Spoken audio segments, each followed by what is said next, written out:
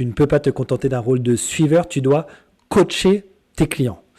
Comment on fait ça concrètement? C'est ce qu'on va voir ensemble dans cette vidéo. Je vais te montrer 3 axes sur lesquels travailler pour augmenter ta capacité à faire du coaching client. Le premier axe, eh bien, il est plutôt simple à mettre en œuvre, c'est de développer une capacité de proactivité. L'idée, c'est d'être force de proposition dès le premier contact avec tes prospects, de suggérer des éléments bien sûr pertinents, de te faire référencer en tant qu'expert marché. Ça veut dire que concrètement, au-delà des rendez-vous clients que tu as, il faut que tu sois attentif aux discussions, aux éléments marché qui te donnent, au feedback. Il faut que tu les questionnes. Donc l'idée, c'est de voir chaque rendez-vous non pas que à travers le prisme de la vente, mais aussi à travers le prisme de la data que tu peux collecter au fur et à mesure. Donc quand, tu sais, on fait du small talk, parfois on dit, voilà, quand tu leur demandes, alors comment est le marché en ce moment pour vous? Est-ce que vous avez plutôt une bonne tendance, etc.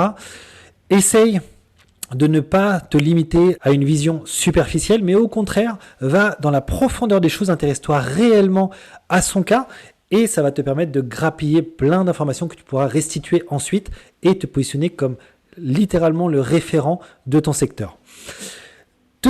Deuxième façon d'être dans un rôle proactif, c'est lorsque tu n'es pas en contact direct avec ton prospect. C'est-à-dire que tu n'es pas face à lui, vous êtes à distance.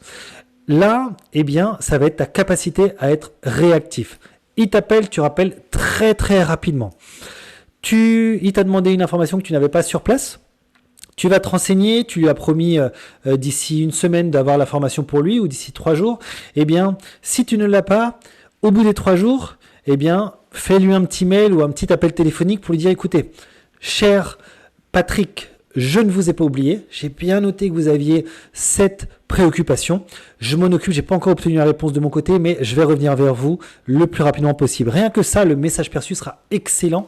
Ton prospect va se dire, waouh, ça c'est quelqu'un d'actif, voire de proactif, il prend les devants, il m'informe, j'aime ça. Et puis ta proactivité va également se refléter dans ton rôle de conseil au moment de l'offre. Eh bien, sois proactif en termes de suggestions, en termes d'idées. Ne te laisse pas driver complètement par le prospect comme ça se fait souvent. En fin de compte, il attend de toi que tu sois force de proposition avec des arguments calibré. Donc, tu peux lui dire à tout moment, ok, moi, ce que je vois pour vous par rapport à toute notre conversation, ça peut être cet élément-là et celui-ci combiné. Et puis, en alternative, ça va être ça et ça. Qu'est-ce que vous en pensez? Là, rappelle-toi 2 choses. D'un côté, on lui a donné le pouvoir de décision. Donc, c'est pas toi qui imposes, sinon c'est plus la proactivité, c'est le fait de s'imposer, c'est trop fort, c'est pas bon. Donc, juste propose des choses, laisse-lui trancher.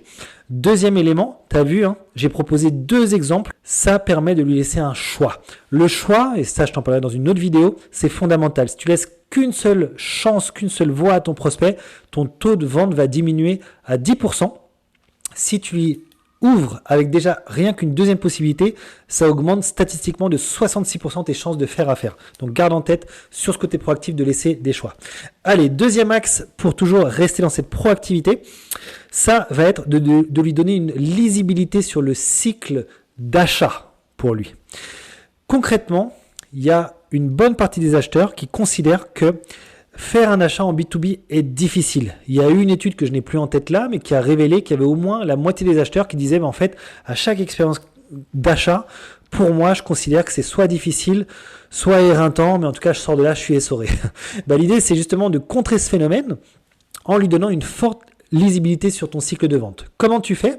Soit tout basiquement par un mail où tu vas lui mettre les différentes étapes, soit tu fais ce qu'on appelle un Mutual Success Plan, un plan de succès mutuel si tu veux. Je t'en mets un ici comme exemple à l'écran.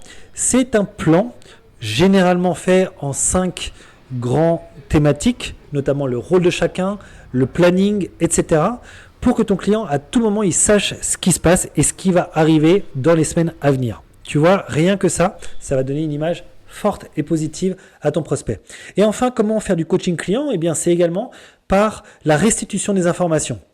Donc pour ça, je te conseillerais de faire, quand tu le peux, des mails récapitulatifs. Par exemple, à l'issue du premier rendez-vous de découverte avec lui, fais-lui un mail avec les 4 ou 5 points principaux, ces 5 enjeux principaux et la façon dont toi, tu peux y répondre. Tu vois, ça, c'est également perçu comme la proactivité. La personne en face se dit, bah, lui ou elle est cadrée. Ça ne part pas dans tous les sens, elle sait où elle va et elle sait où elle veut m'amener, ça me plaît. Donc garde en tête que pour coacher tes clients de la meilleure façon possible, tu vas pouvoir être proactif, comme je te l'ai montré avec différents exemples. Tu vas pouvoir donner de la lisibilité sur le cycle d'achat de ton prospect. Et enfin, tu vas pouvoir lui restituer l'information de façon propre et cadrée grâce à des emails récapitulatifs.